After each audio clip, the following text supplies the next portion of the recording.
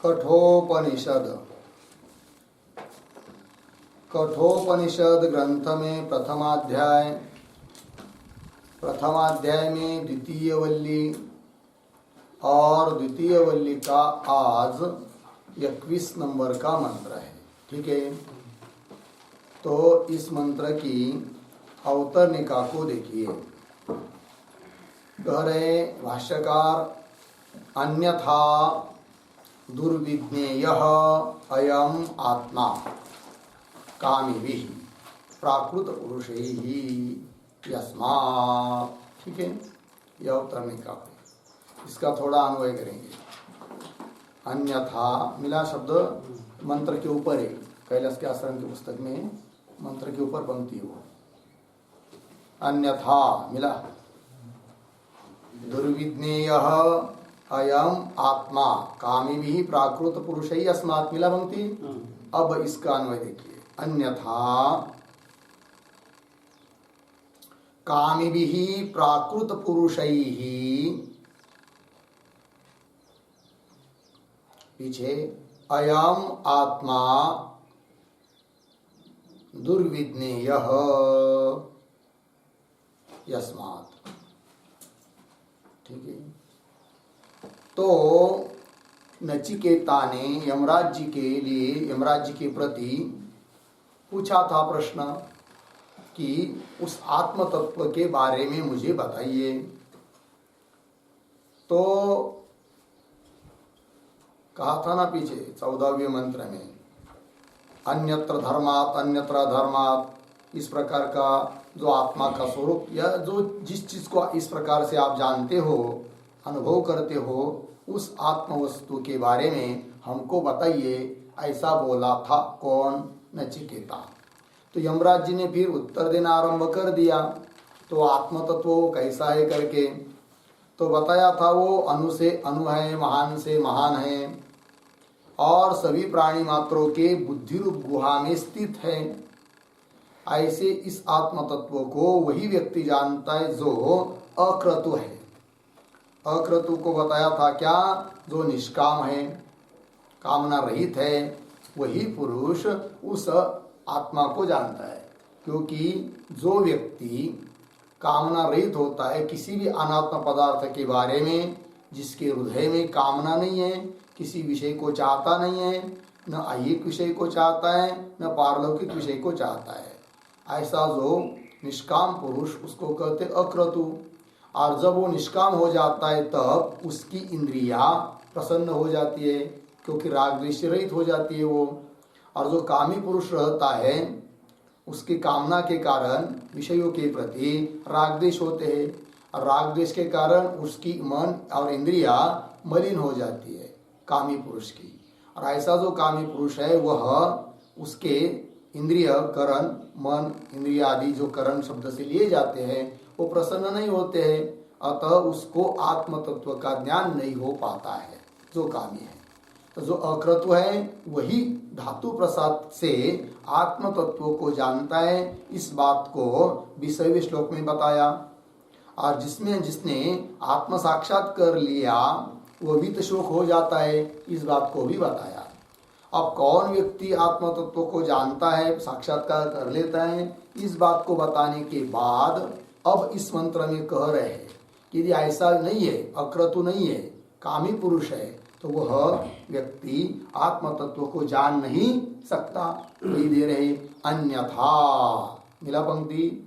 अन्यथा शब्द का क्या अर्थ है? अन्यथा शब्द का अर्थ लिखिए। अन्यथा अकामत्व प्रयुक्त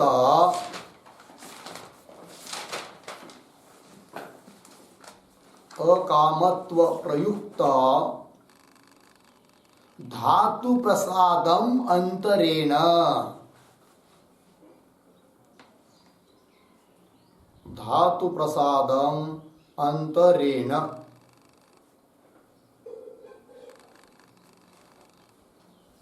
ठीक, सकामेन इत्यर्थः, सकामत्वेन इत्यर्थः। अर्थ को देखिए। अकाम प्रयुक्त, अकामना, कामना नहीं रहती है तो उससे धातु प्रसाद होता है।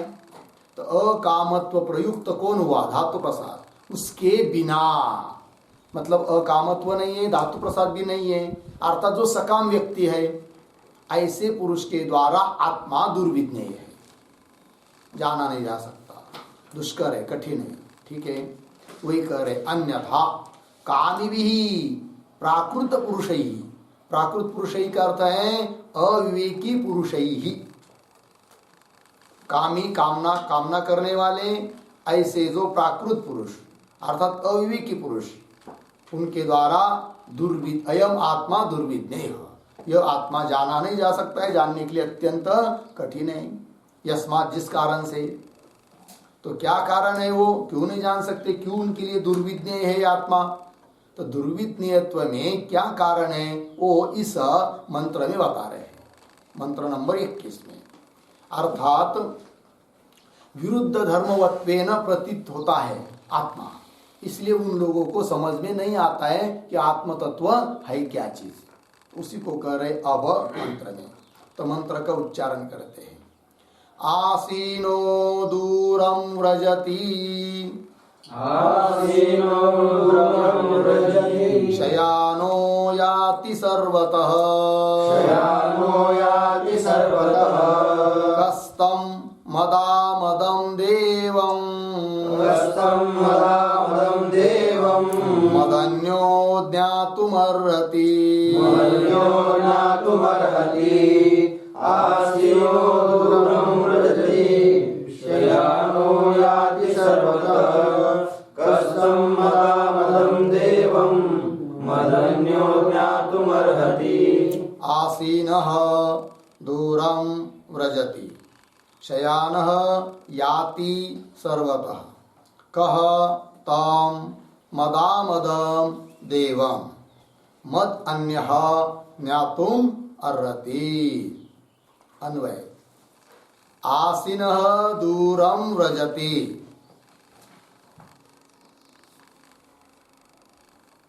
शयानः सर्वतः याति।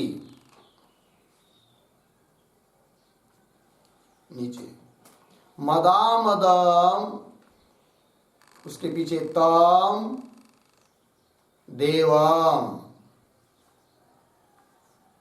मदन्यः कः ज्ञातुम अर्हति, कः ज्ञातुम अर्हति। हो गया, अर्थ को देखिए। आसीन दूरम व्रजति, आत्मा आसीन है तो भी दूर जाता हुआ की तरह है, अर्थात जागृत अवस्था में मन और इंद्रियाधिक अपने अपने व्यापार करते हैं तो भी आत्मा उन सबका साक्षी रूप से स्थित है, आसीन है, बैठा हुआ है, मतलब अचल है, स्थित है। तो भी दूरम व्रजति, तो दूरम व्रजति मतलब मन आदि उपाधियों के द्वारा, जैसे उपाधि गमन, गमन आदि क्रिया उपाधि में है, किंतु उस मन आदि उपाधियों में प्रतिबिंब रूप से स्थित हुआ आत्मा जैसे कि दूर चला गया है कि नहीं। तो आसीन दूरम व्रजति, विरुद्ध धर्म बताया। और शयानः, सोता हुआ भी सर्वतः याति, जैसा कि सब ओर जा रहा है, कौन? आत्मा।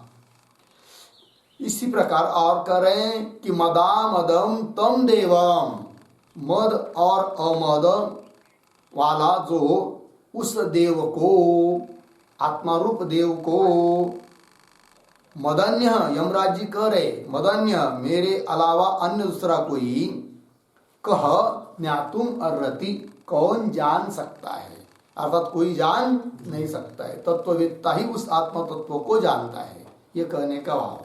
ठीक है, तो इस मंत्र का थोड़ा शब्दशः अर्थ लिखाएंगे तो और स्पष्ट होगा। उसके पहले अवतरणिका के रूप में एक वाक्य लिखेंगे इस मंत्र के। तो लिखते हैं, कल्पित उपाधि भेदैहि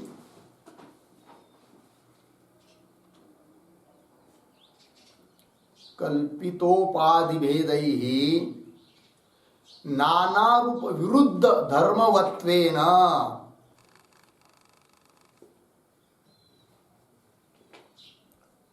नाना रूप विरुद्ध धर्मवत्वेन भासमानत्वात्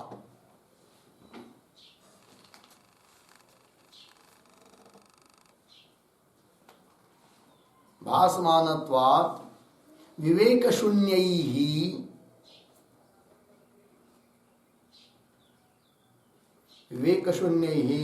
अयम आत्मा ज्ञातुं न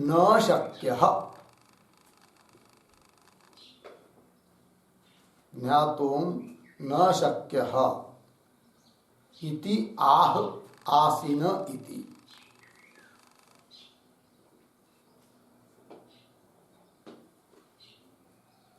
ठीक है, इतिहाह आसीन इति अर्थ देखिए।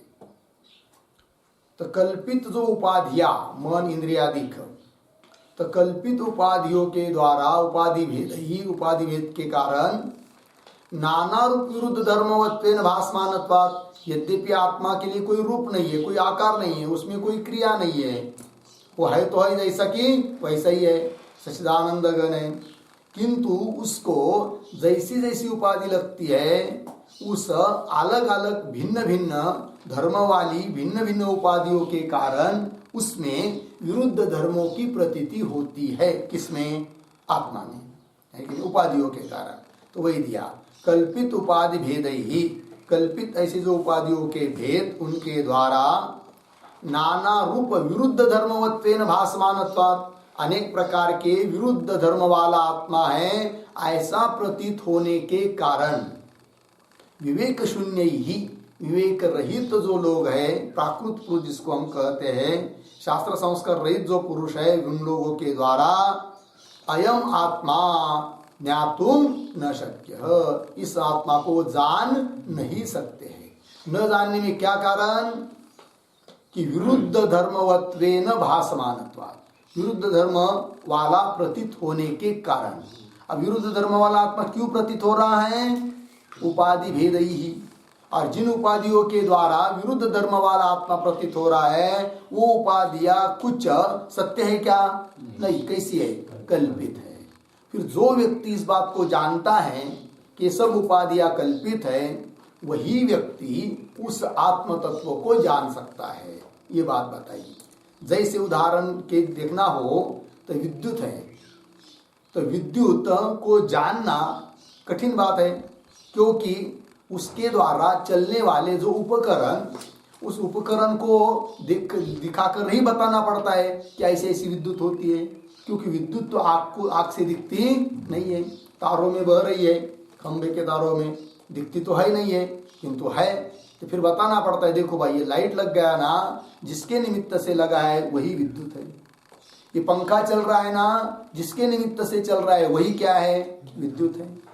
ये फ्रिज जो है कि नहीं, ठंडा ठंडा बना रहा है, तो जिसके निमित्त से वो अपना कार्य कर रहा है वही क्या है? विद्युत है। और हीटर गर्मी दे रहा है, वो जिस निमित्त से दे रहा है वो मूल कारण कौन है? विद्युत है। अब वो सोचने वाला सुनने वाला बड़ा हैरान हो जाता है कि वो विद्युत है, लेकिन कौन है विद्युत? कहीं तो गर्मी दे रही है, कहीं तो ठंडी दे रही है, कहीं तो प्रकाश दे रही है, कहीं तो घूम रही है पंखे के रूप में, तो सब विरुद्ध दिखाई दे रहा है। तो विद्युत को हम कैसा जाने? पंखा तो विद्युत है नहीं है, लाइट तो विद्युत है नहीं है, फ्रिज विद्युत है नहीं है, इनको चलाने वाली विद्युत है, किंतु जिसके माध्यम से उन विद्युत को जानना है कि नहीं, वो सभी उपकरण कैसे है? विरुद्ध धर्म वाले हैं। तो जो विरुद्धता प्रतीत हो रही है वो उपाधि के कारण प्रतीत हो रही है। इस बात को जो जानता है वही व्यक्ति समझ सकता है क्या? कि इन उपकरणों के अंदर, कि जिसके द्वारा प्रेरणा इन उपकरणों को मिल रही है वो विद्युत है कि नहीं? उसी प्रकार आत्म तत्व भी जानना है, किंतु विरुद्ध धर्म वाला प्रतीत होता है। एक जगह बताया जाता है कि अचल है, क्रिया रहित है, और बोलते कि मनसोजवीय, मन से भी वेगवान है। तो ये बात कैसी है? तो उसको समझना पड़ता है कि मन इंद्रियादि जो उपाधि है वो उपाधि में क्या है, क्रिया आदि है, विरुद्ध धर्मता है, किंतु उन सब उपाधियों को सत्ता जिससे मिल रही है वह जो आत्म तत्व है उसमें कोई भेद नहीं है, वो तो अखंड एक रस है, सच्चिदानंद घन है। इस बात से समझना है, इस बात को समझना है तो वही दे रहे। अब मंत्र के शब्दों को लिखिए। तो प्रतीक है आसीनः, आसीनः बराबर जागृत स्वप्नयोः, जागृत स्वप्नयोः मन आदि व्यापारस्य, मन आदि व्यापारस्य साक्षित्वेन, साक्षित्वेन स्थितः एव, स्थितः एव। कौंस में लिखिए अचलः एव सन, अचलः एव सन, कौंस बन। आगे प्रतीक दूरम रजति,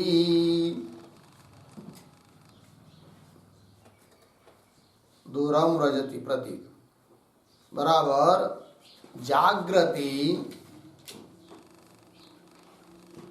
जागृति विषय देशम गच्छत्सु,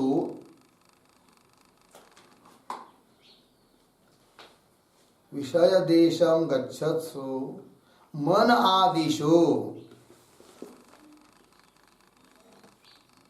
मन आदिषु तत्प्रतिबिंब रूपेण, तत्प्रतिबिंब रूपेण विषय देशम गच्छति इव, विषय देशम गच्छति इव अर्धविराम। न वस्तुतः गतिमान भवति, न वस्तुतः गतिमान भवति अर्धविराम। सर्वत्र पूर्णत्वात्, सर्वत्र पूर्णत्वात्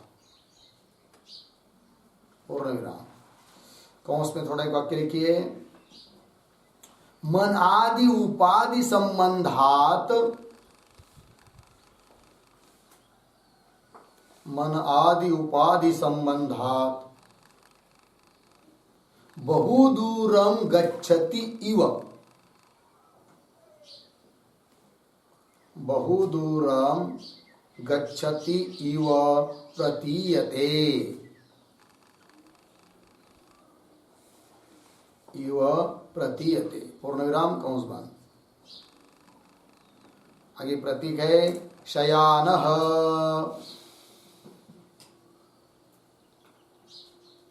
शयान बराबर कर्णोपरमे सति,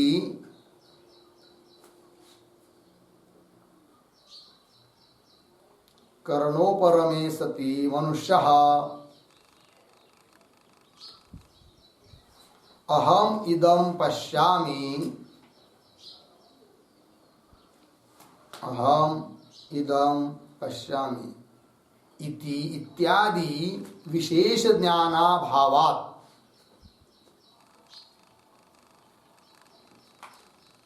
विशेष ज्ञानाभावात् सुप्तः,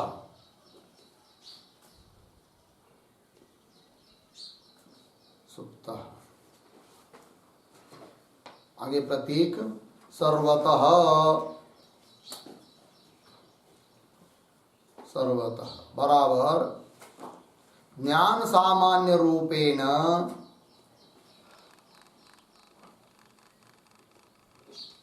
ज्ञान सामान्य रूपेण सर्वास्वपि दिक्षु,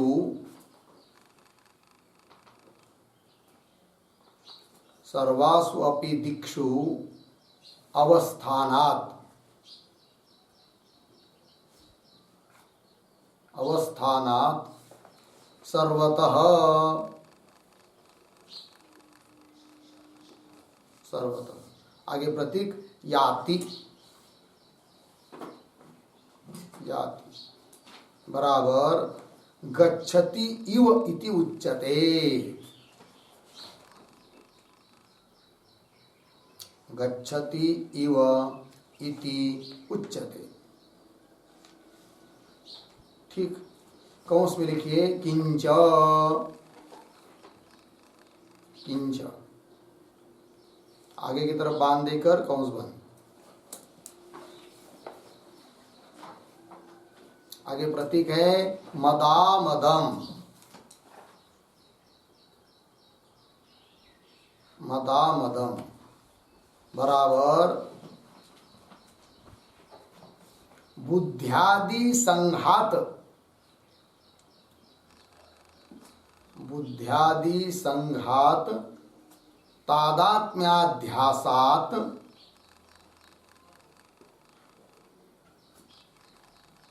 तादात्म्याध्यासात विद्याधनादि प्रयुक्त, विद्याधनादि प्रयुक्त मदवंतम, विद्याधनादि प्रयुक्त मदवंतम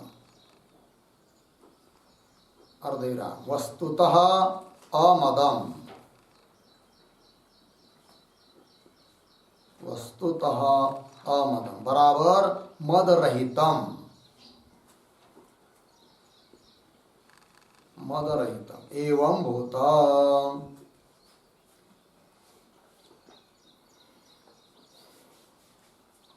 एवं भूतम कौंस में लिखिए अथवा मदामदम बराबर, मदामदम बराबर सहर्षम अहर्षम च, सहर्षम अहर्षम च कौंस बंद। आगे प्रतीक तम देवम, तम देवम बराबर प्रकाश स्वरूपम आत्मानम,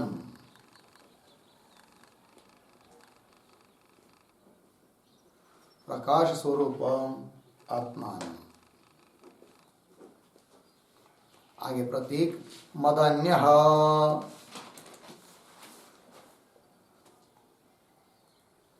मदन्यः बराबर ब्रह्मात्म साक्षात्कारवतः, ब्रह्मात्म साक्षात्कारवतः मादृशादेः भिन्नः, मादृशादेः भिन्नः। आगे प्रतीक कह, कह बराबर कह जनः, कह जनः। आगे प्रतीक ज्ञातुम अर्हति, ज्ञातुम अर्हति बराबर बोद्धुम शक्नोति, बोद्धुम शक्नोति बराबर आत्मज्ञान योग्यः भवति, आत्मज्ञान योग्यः भवति अर्धविराम न कोपि इत्यर्थः, न कोपि इत्यर्थ पूर्ण विराम।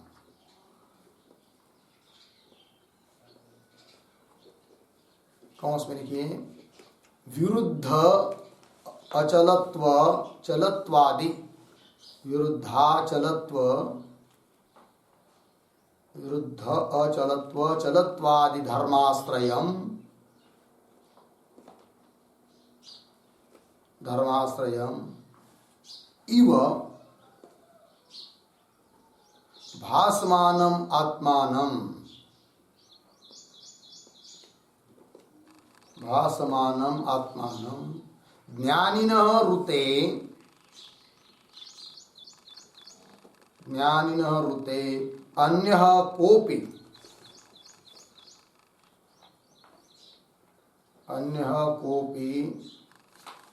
ज्ञातुं न शक्नोति इति भावः।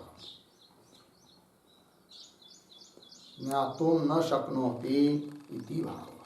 ठीक, पूर्ण विराम कौन बात। अब अर्थ को देखिए। तो श्रुति में कहा है आसीनः दूरम रजति, तो विरुद्ध धर्म बताए। तो आसीनः का अर्थ कर दिया जागृत और स्वप्न में मन आदि इंद्रियों के व्यापार चल रहे हैं, तो भी उन सब का साक्षी रूप से, दृष्टा रूप से स्थित है कौन? आत्मा। अर्थात अचल एव सन, अचल है, चल रहित है आत्मा। ठीक है ना। आसीन तो भी दूरम रजति, तो दूरम रजति का मतलब उसी जागृत अवस्था में विषय देशम गच्छत्सु मनादिषु, तो जागृत और स्वप्न में अपने अपने विषय के प्रति मन और इंद्रिया जाते हैं कि नहीं? जाते हैं। तो विषय देशम गच्छत्सु, जाते हुए मन आदिषु तत्प्रतिबिंब रूपेण, उस मन आदि में प्रतिबिंब हुआ है किसका? आत्मा का। तो उस रूप से जैसे कि विषय देशम गच्छति इव, जैसे कि विषय देश तक जा रहा है कौन? आत्मा। वैसा देखा जाए तो अपने महिमा में, अपने स्वरूप में साक्षी रूप से कैसा है? वो अचल है। तो भी उपाधि दौड़ रही है, तो उपाधि में उस आत्मा का प्रतिबिंब होने के कारण जैसे कि आत्मा भी उस उपाधि के साथ जा रहा है, यद्यपि जाता नहीं है किंतु ऐसा भासता है। तो विरुद्ध धर्म प्रतीत हो रहा है कि नहीं? और इस प्रकार विरुद्ध धर्म के रूप में प्रतीत होने के कारण जो अविवेकी पुरुष है, उन लोगों को आत्म तत्व समझ में आता नहीं है। ठीक है जी। वह कह रहे तत्प्रतिबिंब रूपेण विषय देशम गच्छति इव, इव कह दिया जैसे कि जा रहा है, जाता आता कहीं नहीं है। जैसे आकाश है, आकाश अपने महिमा में बिल्कुल स्थित है, उसमें क्रिया होती नहीं है, व्यापक में क्रिया होती नहीं है। किंतु घट उपाधि, जैसे यहाँ पर घट रखा है और कोई घट को उठाकर बाहर कहीं ले जाता है दूर, तो ऐसा लगता है कि घट में जो आकाश था वो भी उस घट के साथ चला गया, ऐसा भासता है, प्रतीत होता है। वैसा देखा जाए तो आकाश कहीं जाता आता नहीं, जा रहा है कौन? घट जा रहा है। किंतु उपाधि के धर्म प्रतीत हो रहे अध्यास के कारण किसमें? आत्मा में। इसलिए विरुद्ध धर्मता प्रतीत होती है, और इस प्रकार विरुद्ध धर्मता प्रतीत होने के कारण वो उस आत्म तत्व को जान नहीं पाते हैं, इसलिए वो दुर्विज्ञेय बन जाता है। ठीक है। तो चलिए, तो तत्प्रतिबिंब रूपेण विषय देशम गच्छति व न वस्तुतः गतिमान भवति, वस्तुतः देखा जाए परमार्थतः गतिमान नहीं है कौन? आत्मा। क्यों? सर्वत्र पूर्णत्वात्, तो सब जगह पूर्ण रहता है, उसमें गति नहीं होती है, व्यापक में गति नहीं होती है। गति उस चीज में होती है जो परिच्छिन्न होती है। जैसे हम लोगों का शरीर है, परिच्छिन्न है, यहाँ है तो वहां नहीं है, वहां जाएगा तो यहाँ नहीं रहेगा। किंतु आकाश यहाँ भी है, वहां भी है। उस प्रकार आत्म तत्व पूर्ण होने के कारण उसमें कोई गति नहीं है, जाना आना नहीं है। तो वही और लिख दिया उसमें कि मन आदि उपाधि संबंधात, उपाधि के संबंध के कारण बहु दूरम गच्छति व प्रतीयते, बहुत दूर गया आत्मा, ऐसा जैसे कि प्रतीत होता है। एक बात ये बताई, पहले बात का व्याख्यान हुआ आसीनः दूरम रजति।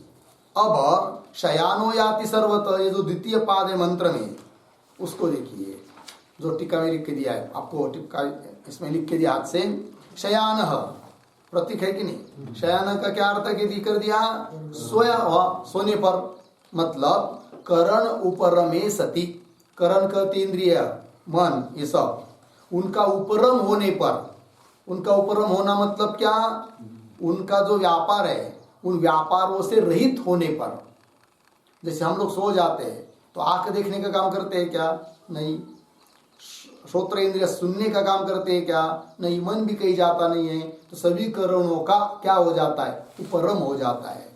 तो करण उपरमे सती, उपरम होने पर मनुष्य अहम, मैं मनुष्य हूँ, और इदम पश्यामि, मैं इस चीज को देख रहा हूँ, इत्यादि विशेष ज्ञानाभाव, विशेष प्रकार का ज्ञान रहता है क्या?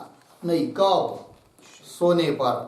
आदमी जब सो जाता है तब मैं मनुष्य हूँ, मैं इस बात को देख रहा हूँ, इस चीज को सुन रहा हूँ, ऐसा कोई विशेष ज्ञान उस समय रहता नहीं है। कब?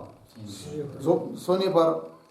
तो इत्यादि विशेष ज्ञानाभावात सुप्त, सोया हुआ है तो भी सर्वतः याति, तो भी आत्मा सब जगह जा रहा है। बोलेंगे आप कैसा जा रहा है? कोई उपाधि तो जा नहीं रही है, तो वो कैसे जा रही है आत्मा?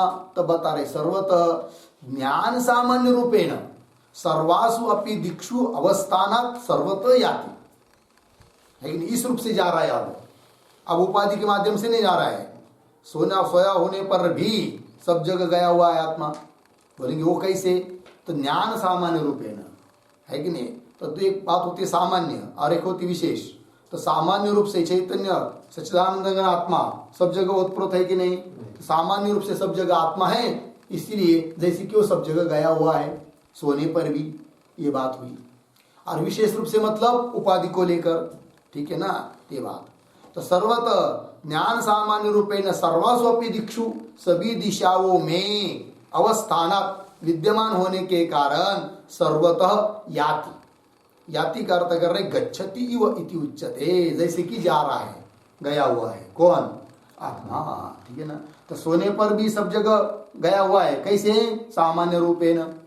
और जागृत आदि काल में तो मन इंद्रिय इत्यादि को का साक्षी रूप से अचल है, दृष्टा रूप से अचल है आत्मा, तो भी उपाधियां दौड़ रही है। तो ऐसा लग रहा है कि उपाधि के साथ साथ वो भी जा रहा है, किंतु आत्मा कहीं जाता आता नहीं है। हो गया। चलिए और भाई कैसे विरुद्ध धर्म और है उसमें? तो बता रहे मदा मदम, मद और अमद। तो मद मतलब क्या और अमद मतलब क्या? तो दो अर्थ हुए हैं।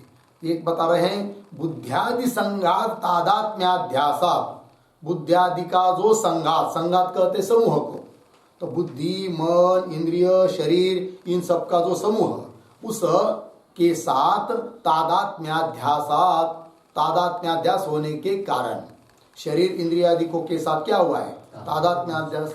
तादात्म्याध्यास हुआ है मतलब क्या?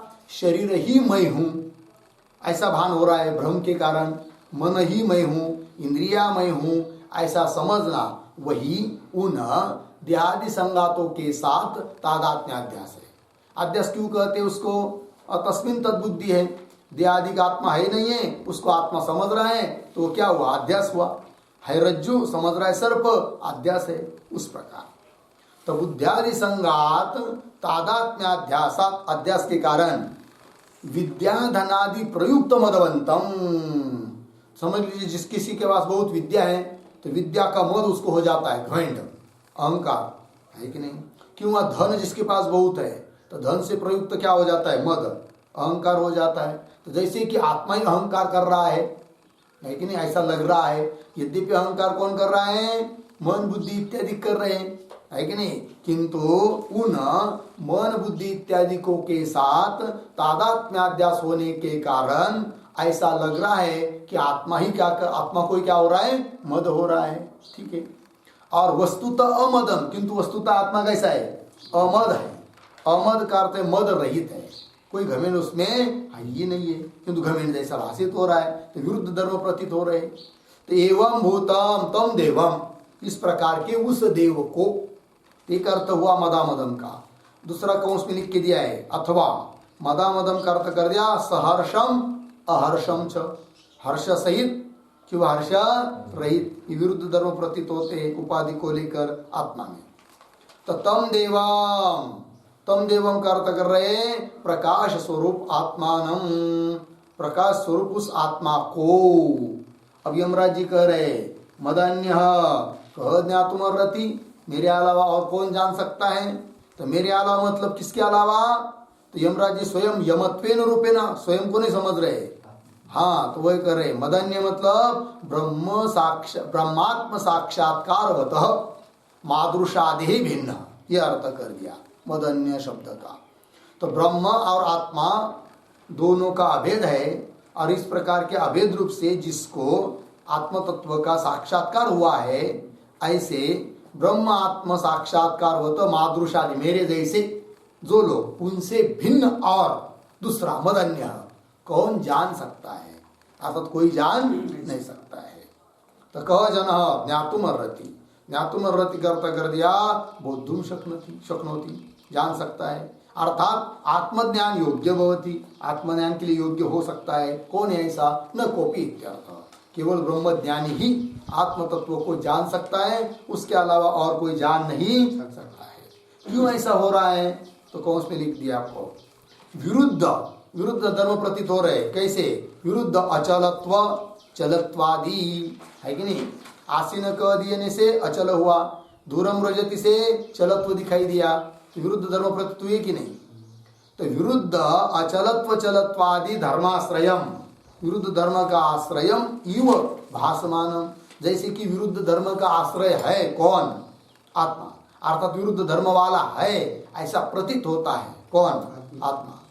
आश्रयम इव भासमानम आत्मानम, ऐसे आत्मा को ज्ञानी न रुते, मतलब ज्ञानी को छोड़कर, विना, रुते का अर्थ होता है विना, तो ज्ञानी न रुते अन्य दूसरा कोई कोपी ज्ञातुम न शक्नोति इति भाव, कोई भी उस आत्मा तत्व को जान नहीं सकता है। ये बात कह दी। हो गया जी। चलिए, तो स्पष्ट हुआ कि नहीं मंत्र के शब्द। आसीन दूरम रजति, शयान सर्वतः याति, मदामदम तम देवम, है कि नहीं, मदामदम तम देव मदन्य क ज्ञातुम अर्हति, ये मंत्र हुआ। अब चलिए इसका भाष्य को देखते हैं। तो भाष्य में चलेंगे।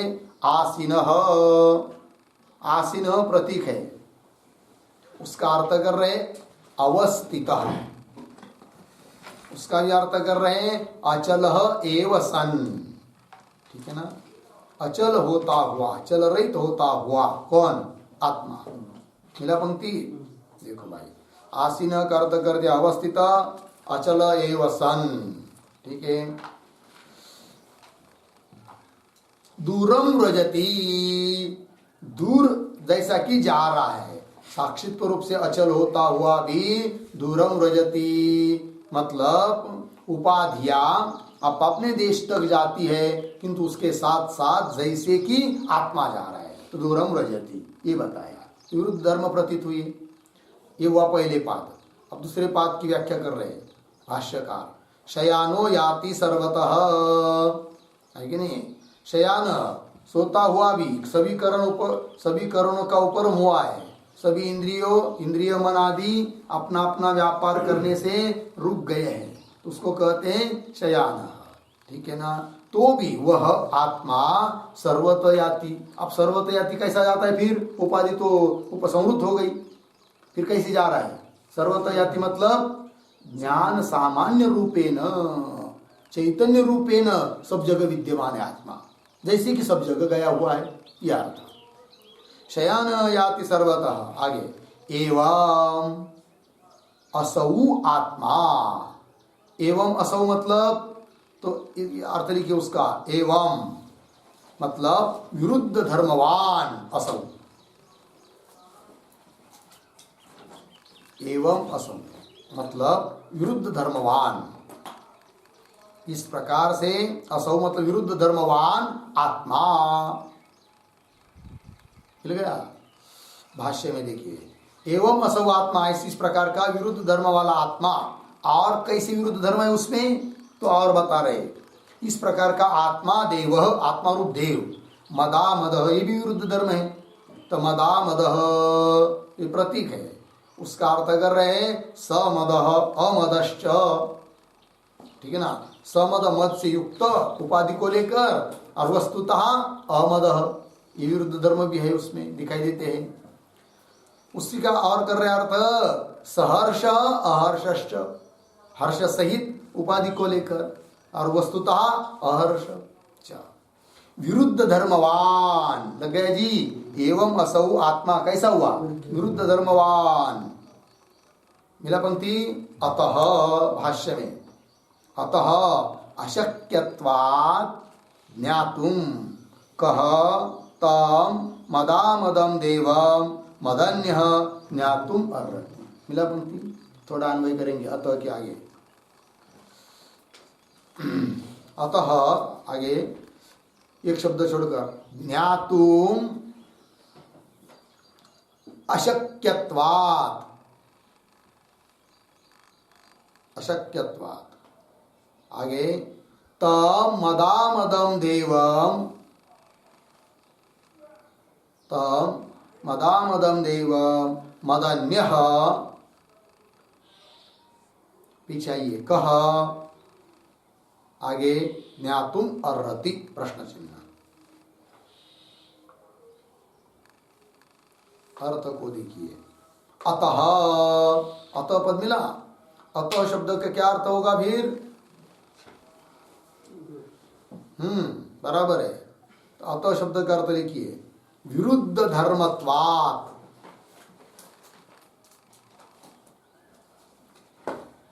अतः का मतलब है विरुद्ध धर्मत्वात्।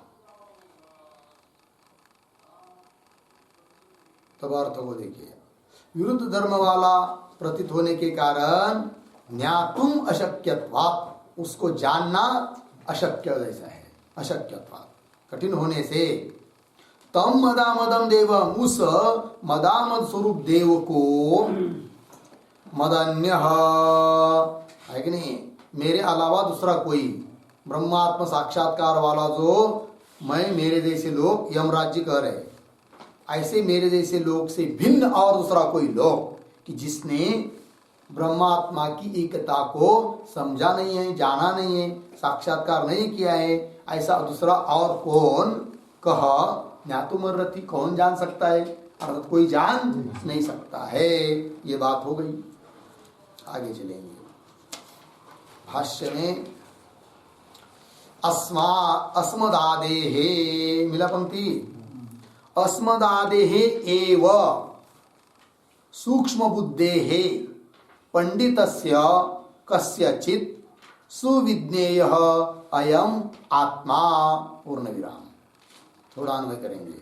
आपके पुस्तक में कस्यचित् शब्द शायद नहीं होगा, नहीं होगा तो लिख दीजिए, पंडितस्य के बाद कस्यचित्।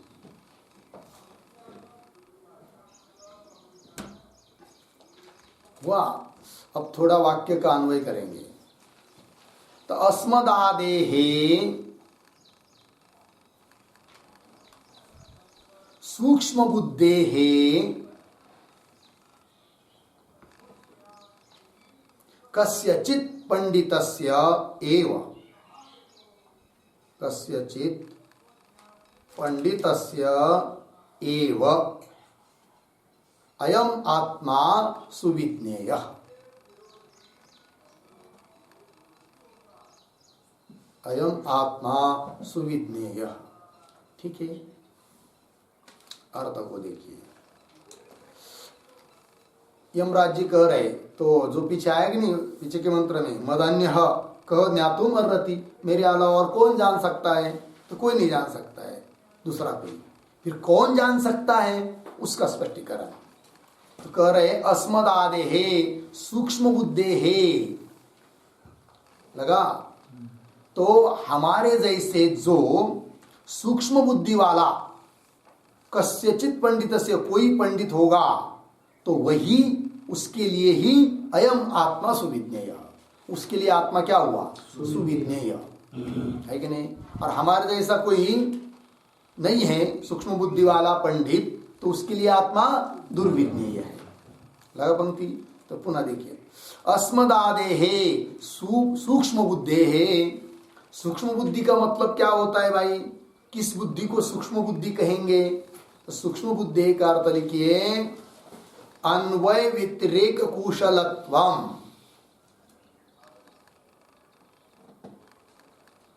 अन्वय व्यतिरेक कुशलत्वम सूक्ष्म बुद्धित्वम।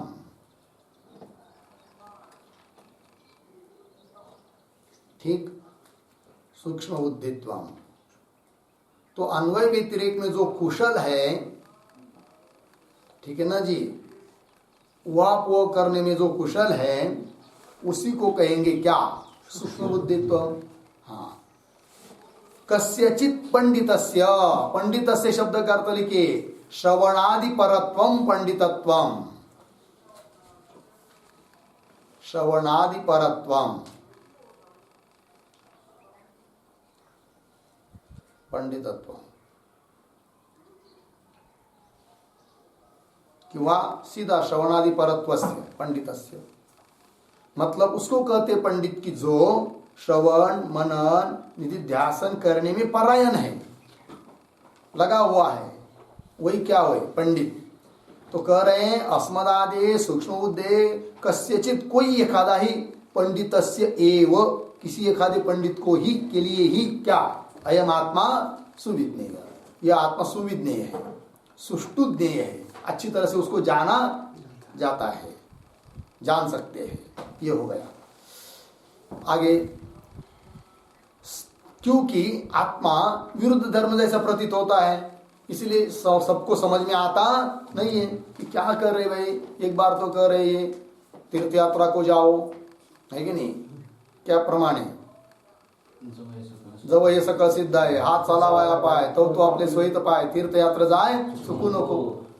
और एक तरफ कहते क्या, ठाई जीवे सोनी कर रहा है, एक चित्त आवड़ी आनंद आड़ा बाबा, और तीर्थ यात्रा को जाना अधम है, ये भी कहते। तो समझ क्या समझ में आएगा, है कि नहीं। तो फिर वो जो सूक्ष्म बुद्धि वाला नहीं है, विवेकी नहीं है, वो बोलेगा हमको नहीं पढ़ना, कभी ये कहते तो कभी वो कहते, हमको समझ में नहीं आता है। इसके लिए क्या चाहिए, पंडित सूक्ष्म बुद्धि, है कि नहीं, जानने के लिए समन्वय करते आना चाहिए। तो क्या बात है करके उस प्रकार का ये वही चल रहा है, ठीक है ना। कभी कह रहे आसीन, कभी कभी दूरम रजती, शयान याति सर्वतः, मद अमदम, तो कैसा समझ में आए, ठीक है ना। वही कह रहे, इसलिए आत्मा सामान्य प्राकृत पुरुषों के लिए कैसा बताया, दुर्विज्ञेय, ठीक है। चलिए, क्योंकि विरुद्ध धर्म वाला प्रतीत होता है, उसी बात को कह रहे आगे देखिए। स्थिति गति नित्यानित्यादि विरुद्ध अनेक धर्मोपाधिकत्वात् विरुद्ध धर्मवत्वात् विश्वरूप इव चिंतामणिवद अवभासते, पूर्ण विराम। क्यों आत्मा दुर्विज्ञेय है अविवेकी पुरुष के लिए, तो उसका कारण बता रहे हैं कि विरुद्ध धर्म वाला भासमान है, इसलिए हो रहा है। तो कैसे विरुद्ध, उदाहरण देकर समझा रहे हैं। तो विरुद्ध धर्म ये बताए, स्थिति गति विरुद्ध हुए कि नहीं, स्थिति गति नित्य अनित्यादि विरुद्ध अनेक धर्म उपाधिकत्वात्, अनेक इस प्रकार के विरुद्ध धर्म वाली कौन है, उपाधि है। तो अनेक धर्म उपाधिकत्वात्, उपाधि वाला है कि नहीं, उपाधि के कारण विरुद्ध धर्मवत्वात्, विरुद्ध धर्म वाला जैसा प्रतीत होता है। कौन, आत्मा। बोलेंगे उदाहरण बताओ, फिर इस शब्द का भी अर्थ बताओ। और तो उदाहरण दे रहे पहले, विश्वरूप इव एक, और चिंतामणिवद अवभासते दूसरा उदाहरण, ठीक है। तो ये क्या है, उदाहरण पहले समझ लेते हैं। तो विश्वरूप होता है एक मणि विशेष, कांच का मणि, है कि नहीं, और उसमें कोई विशिष्ट अपना रंग आदि या कुछ ऐसा होता नहीं है, वो अपना अपना एक कांच का बना हुआ मणि है। किंतु उसके पास में जैसी जैसी उपाधि लाएंगे वैसा वो दिखाई पड़ता है। जैसे उसके पास में या उसके नीचे लाल कागज रख दिया तो लाल लाल मालूम पड़ता है, पीला रख दिया तो पीला जैसा मालूम पड़ता है, काला रख दिया तो वो मणि काला है ऐसा मालूम पड़ता है। और साथ साथ दोनों भी आधे आधे रख दिया तो आधा काला और आधा लाल दिखाई देता है। तो अनेक विरुद्ध धर्म वाला प्रतीत हो रहा है। कौन, वो विश्वमणि, विश्वमणि है कि नहीं। यद्यपि विरुद्ध धर्म वाला है क्या, वो नहीं है। तो विरुद्ध धर्म किसमें है, उपाधि में है। किंतु उपाधि में जो धर्म है विरुद्ध, वो प्रतीत हो रहे किसमें, उस मणि में, है कि नहीं। तो समझ में नहीं आ रहा है मणि का स्वरूप क्या है निश्चित समझने वाले को। और जो समझता है कि नहीं नहीं विरुद्ध धर्म उपाधि क्या है, मणि के नहीं है, तो वो मणि को समझ जाता है। उसी प्रकार आत्मा में अनेक विरुद्ध धर्म प्रतीत दिखाई दे रहे हैं, किंतु वो सभी विरुद्ध धर्म उपाधि के है, आत्मा के नहीं। ऐसा जो जानता है वही आत्म तत्व को जान पाता है। ये उदाहरण दिया विश्वमणि का। तो विश्वमणि शब्द पर एक वाक्य लिख लेंगे, विश्वरूप शब्द पर। विश्वरूपः मणिः इति। विश्वरूपः मणिः इति पूर्णविराम। आगे विश्वाम बराबर सर्वम, स्वसन्निहिताम, स्वसन्निहिताम रूपवद वस्तु, रूपवद वस्तु रूप्यते, रूप्यते प्रतिबिंबितत्वेन, प्रतिबिंबितत्वेन अवलोक्यते, अवलोक्यते अस्मिन्, अस्मिन् इति विश्वरूपः, विश्वरूपः बराबर काच विशेषादि रूपः मणिः इत्यर्थः। काच विशेषादि रूपः मणिः इत्यर्थः।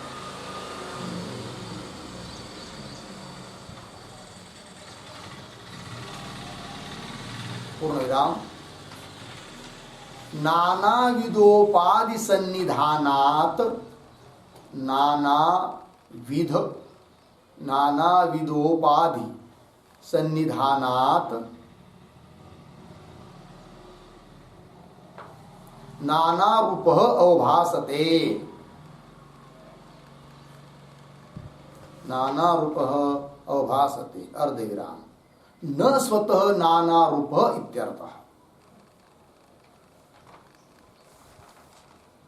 न स्वतः नानारूपः इत्यर्थः। हो गया पूर्ण विराम। चलिए अर्थ, विश्वरूप मणि तो मतलब क्या? विश्वम अर्थात सर्वम। क्या सर्वम? तो स्वसन्निहितम रूपवद वस्तु रूप्यते, है कि नहीं? उसके सन्निहित में मणि के, उस मणि के पास में सन्निहित जो भी रूप वाली वस्तु आती है तो रूप्यते, प्रतिबिंब, प्रतिबिंबितत्वेन अवलोक्यते अस्मिन्, प्रतिबिंब रूप से देखी जाती है जिसमें, उसके पास में जो भी कोई आई हुई वस्तु उस मणि में प्रतिबिंब के रूप में देखी जाती है। अवलोक्यते अस्मिन् इति विश्वरूपः काच विशेषादि रूप मणि, ऐसा काच का बनाया हुआ विशिष्ट प्रकार का एक मणि। नानाविध उपाधि सन्निधान, अनेक प्रकार की उपाधियों का सन्निधान होने के कारण नाना रूप उभासते, नाना रूप वाला प्रतीत होता है। वो कौन? मणि। न स्वतः नाना रूप, वस्तुतः वो नाना रूप नहीं है। उदाहरण हुआ, ठीक। और दूसरा उदाहरण दिया है चिंतामणिवत, ठीक है ना। इसको, इसके क्या बात है तो पहले समझ लेंगे। तो जैसा विश्वरूप नाम का कोई एक मणि है, उसी प्रकार चिंतामणि ये भी एक मणि है, किंतु इस मणि की खासियत और अलग है। क्या है वो? तो उस मणि के पास में बैठकर जो भी कोई व्यक्ति जिस भी किसी विषय का चिंतन करता है वो विषय उसको तुरंत प्राप्त हो जाता है कि नहीं? यदि कोई चाहे उसके पास में बैठकर बोलेगा हमको यहाँ पर अब दूध मिल जाता तो बहुत अच्छा होता, तुरंत उसको दूध आ जाता है। और इसमें चीनी होती, शक्कर, तो बहुत अच्छा होता, तो तुरंत चीनी हाजिर हो जाती है। और उसके बगल में बैठा दूसरा व्यक्ति, उससे भिन्न और दूसरा कोई व्यक्ति यदि सोचेगा या हमको अभी यहाँ पर करेला मिल जाता तो बहुत अच्छा होता, कड़वा होता है कि नहीं करेला, तो तुरंत करेला आ जाता है। अब देखो भाई, ये कई वस्तु है, कौन? चिंतामणि, किंतु सोचने वाले उपाधि रूप व्यक्ति भिन्न भिन्न है। और जिसके सोच के अनुसार, उस उपाधि के अनुसार जो जो वो चिंतन कर रहा है, चिंतन रूपा जैसी जैसी लग रही है उस चिंतामणि को, वैसी वैसी वस्तु को वो दे रहा है। और वस्तुता देखा जाए तो वो बस कुछ नहीं देता, नहीं घेता नहीं, वैसे पड़ा हुआ है। उपाधि लग गई, मांगने वाला आ गया तब वो देता है, नहीं तो कुछ देता नहीं है। लग गया कि नहीं? तो जैसा वो चिंतामणि बनी है उस प्रकार, उदाहरण समझ में आया तो उसके ऊपर भी एक वाक्य लिख लेंगे, चिंतामणिवत, इसके ऊपर चिंतामणौ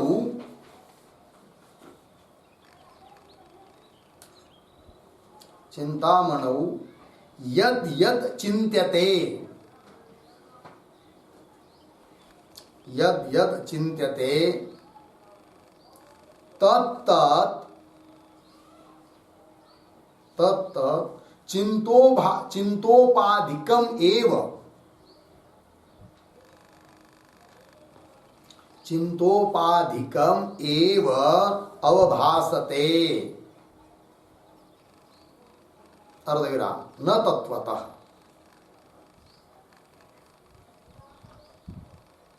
न तत्वतः हो गया। अर्थ देखिए, तो चिंतामणौ, चिंतामणि के पास में यद यद चिंत्यते, जिस जिस चीज का चिंतन करेंगे, तत्त उस वस्तु को चिंतोपाधिकम एव अवभासते, है कि नहीं? तो उस उपाधि वाला प्रतीत होता है। कौन? मणि, है कि नहीं? तो उपाधिकम एव भासते न तत्वता, वस्तुता वो कुछ है नहीं, बस मणि पड़ा हुआ है, लगा। तो विरुद्ध धर्म वाला प्रतीत हो रहा है, वो भी कौन? चिंतामणि। ये दूसरा उदाहरण दिया।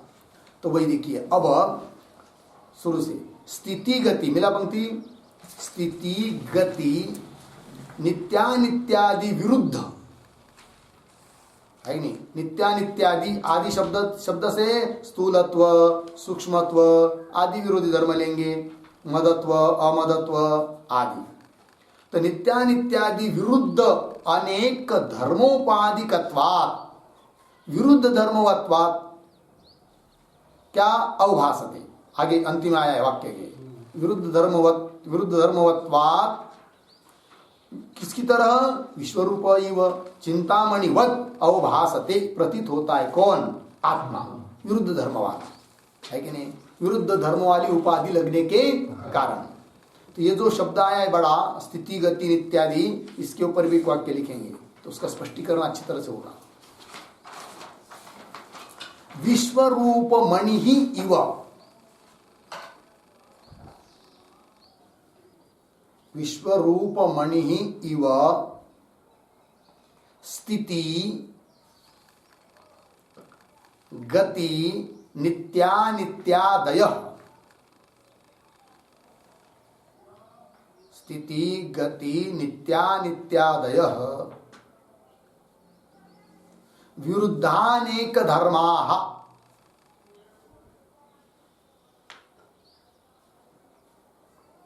विरुद्धानेक धर्माः येषाम्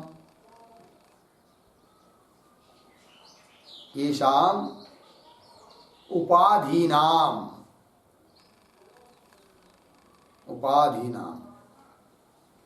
तद उपाधिवशात्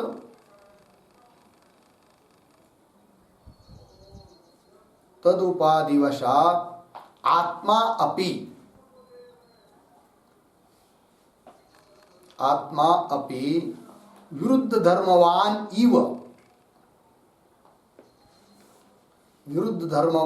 इव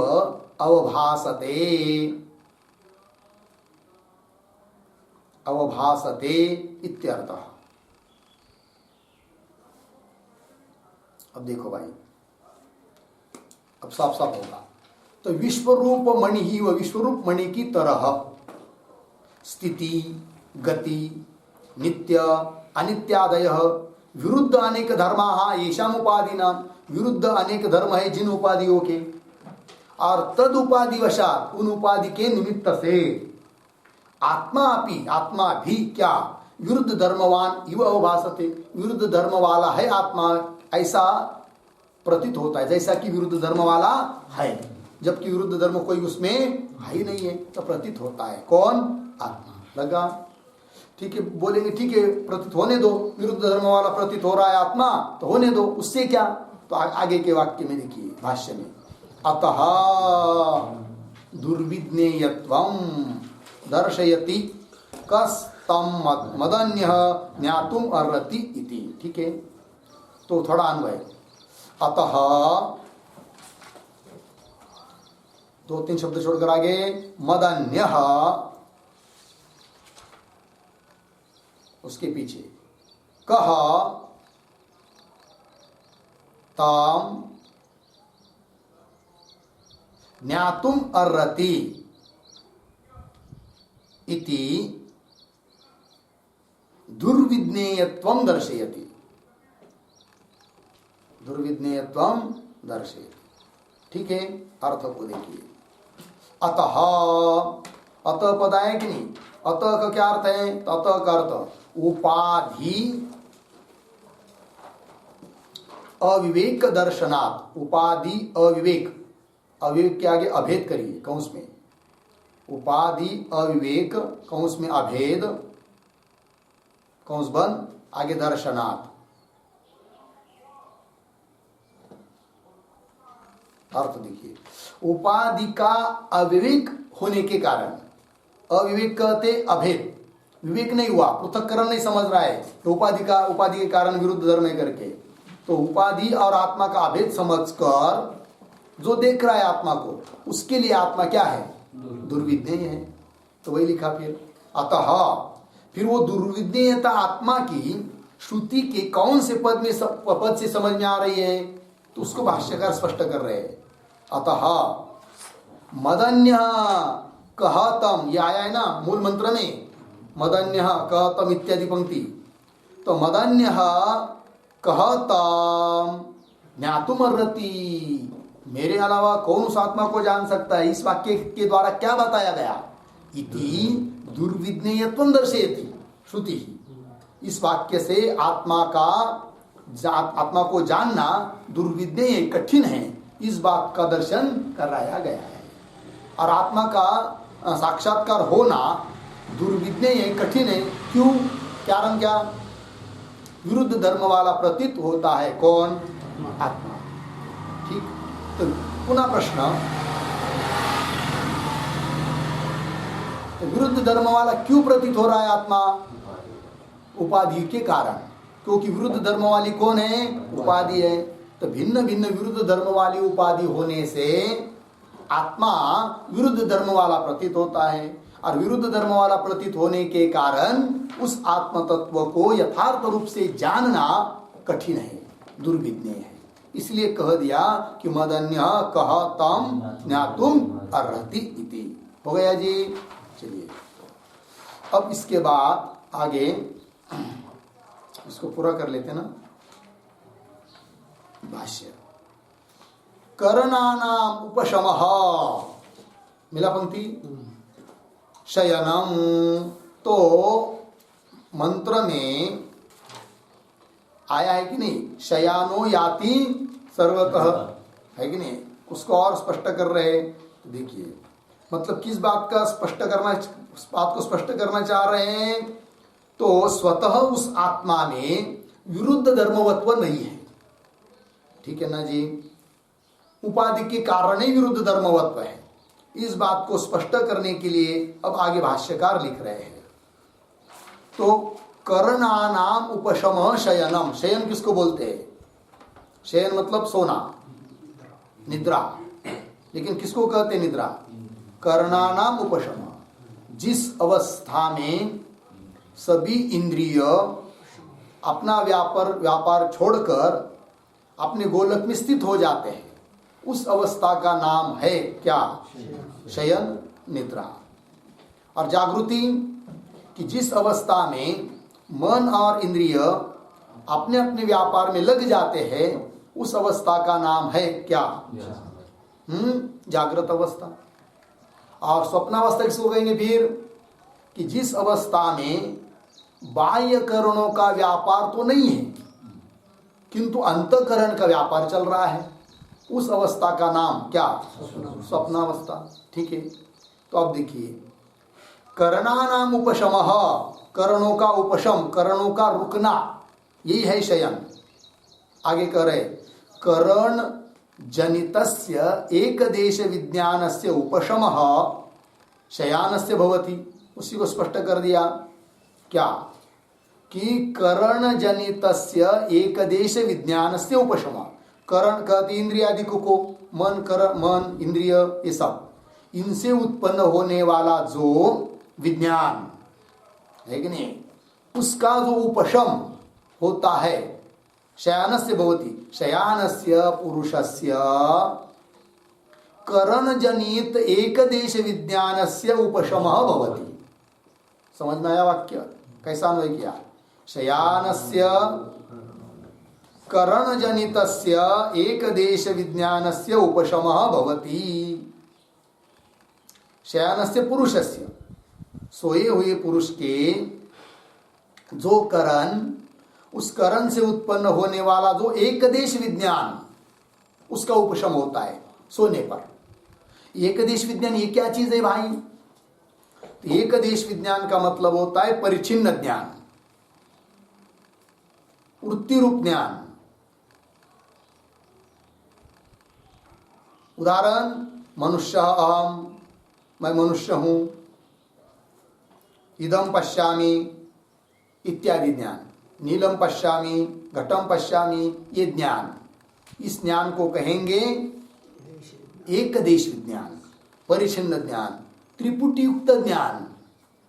ठीक है जी, मैं मनुष्य हूं, इस घट को देख रहा हूं, इत्यादि प्रकार का जो ज्ञान, एकदेश विज्ञान समझ में आया। और उसका उपशम हो जाता है किसके लिए? शयानस्य पुरुषस्य, जो पुरुष सो जाता है ना, उसके लिए मैं मनुष्य हूं, मैं घट देख रहा हूं, ये ज्ञान रहता है क्या? नहीं, उसका क्या हो जाता है? उपशम हो जाता है, रुक जाता है, वो लीन हो जाता है। ठीक वही। तो शयानस्य करणजनितस्य एकदेश विज्ञानस्य उपशमो भवति। लगा? आगे, यदाच एवं, और जिस समय ऐसी स्थिति होती है, मतलब करण जनित एक देश विज्ञान का उपशम हो जाता है, अर्थात निद्रा काल में क्या होता है? तो यदा च एवं, एवं, एवं शब्द महत्व का, एवं शब्द का अर्थ देखिए, उपरत विशेष विज्ञानम,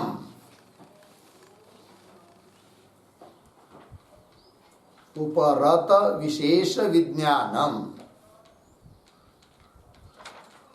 अर्धविराम, तदा इति शेषः, तदा इति शेषः।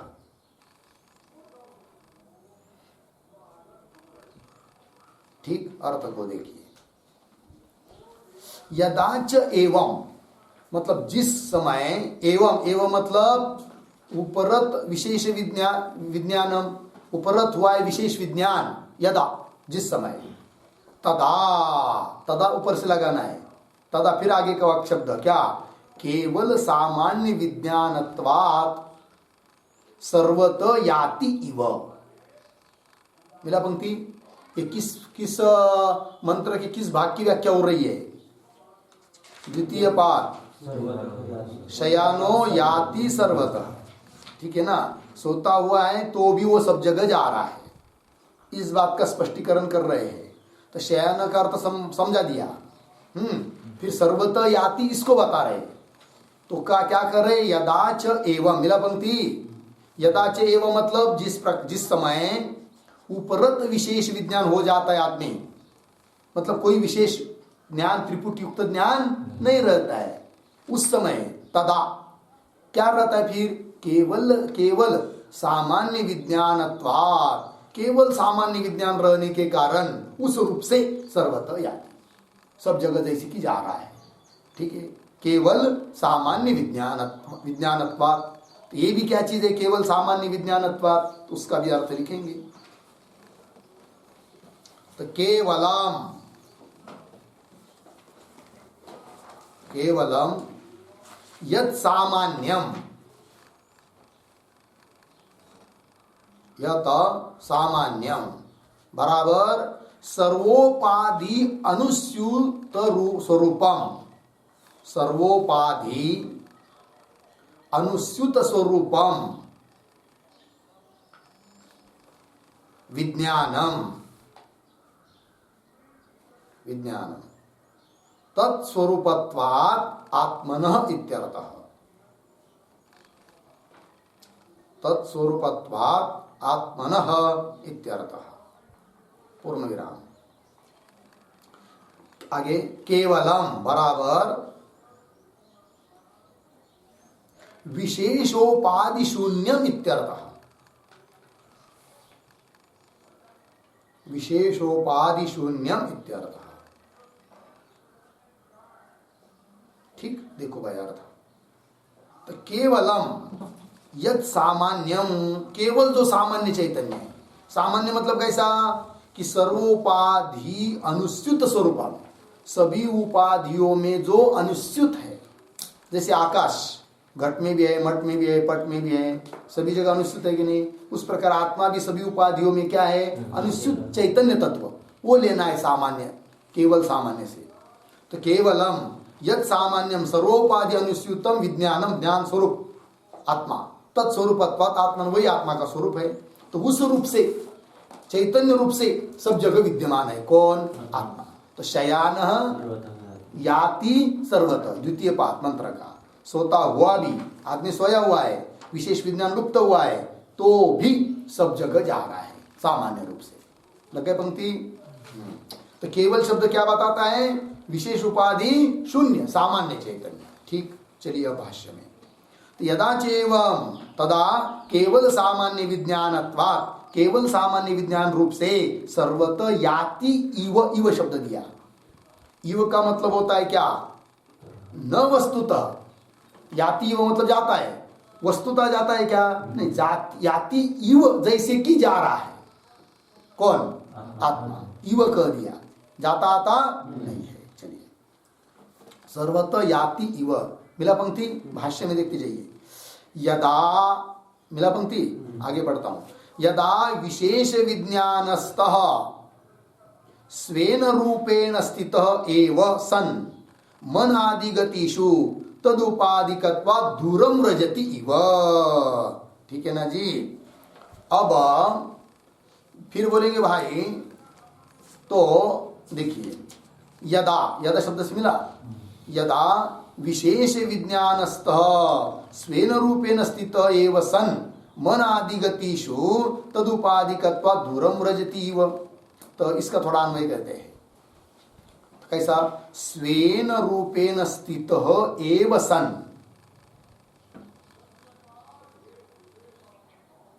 स्वेन रूपेण स्थितः एव सन् हुआ, पीछे आइए, विशेष विज्ञानस्तः, उसके पीछे यदा,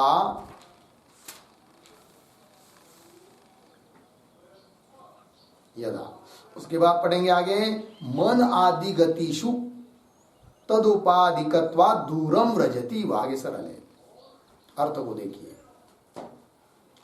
तो स्वेन रूपेण स्थितः एव सन्, स्वेन रूपेण, स्वेन रूपेण का अर्थ लिखिए प्रत्यंगमात्रतया, प्रत्यंगमात्रतया, कूटस्थ रूपेण इत्यर्थः।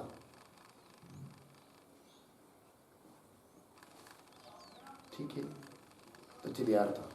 तो स्वेन रूपेण मतलब प्रत्यंग मात्र रूप से, कूटस्थ रूप से, स्रष्टा रूप से, साक्षी रूप से, स्थित एव सन, स्थित होता हुआ भी कौन, आत्मा।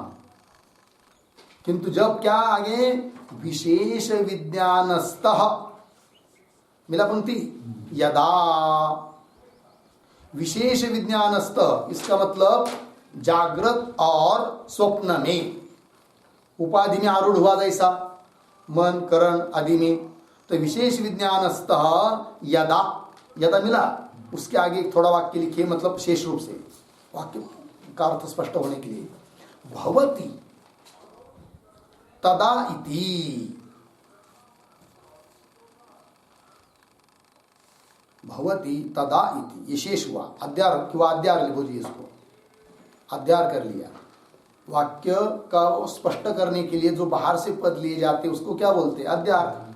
तो देखो पर, स्वेन रूपेण स्थित एव सन् विशेष विज्ञानस्तः यदा भवति, विशेष विज्ञान में जब होता है जागृत स्वप्न में, तदा, तब क्या, आगे फिर मन आदि गतिषु, मन गति किस में हो रही है, मन आदि में हो रही है, विशेष विज्ञान में स्थित हुआ जैसा कि आत्मा।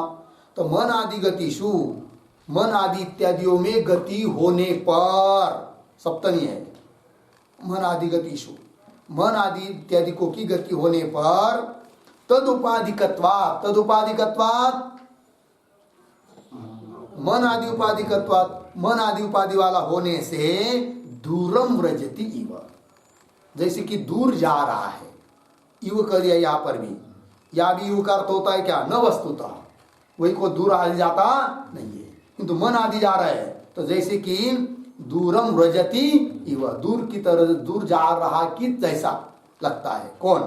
आत्मा। कब? कब? विशेष विज्ञानस्त यथा, विशेष विज्ञान में जब हो जाता है तब, जागृत और स्वप्न में। मन आदि उपाधियों में आरूढ़ है, तो जैसे कि मन आदि उपाधि जा रही है, तो जैसा कि जा रहा है आत्मा ही जा रहा है। यद्यपि आत्मा तो कैसा है, चिन्ह मात्रतया, प्रत्यंग मात्रतया, साक्षी रूपेण स्थित ही है, तो भी उपाधि की गति के कारण जैसा कि लग रहा है तो जा रहा है करके। ठीक, चलिए फिर व्रजति इव कह दिया ना, तो इव का ही अर्थ स्पष्ट कर रहे हैं अंतिम वाक्य में, सच इह एव वर्तते, सच स आत्मा, यह एव यही पर है, वो कहीं जाता आता नहीं है, उपाधि जा रही है, इसीलिए लग रहा है कि दूरम व्रजति। हो गया, ये हुआ इस मंत्र का भाष्य। आसीनो दूरम व्रजति शयानो याति सर्वतः कस्त्वं मदा मदम देवम मदन्यो ज्ञातुम अर्हति। हो गया मंत्र सब स्पष्ट। बस आगे का विचार हम लोग कल करेंगे। ओम पूर्णमदः पूर्णमिदं पूर्णात् पूर्णमुदच्यते पूर्णस्य पूर्णमादाय पूर्णमेवावशिष्यते।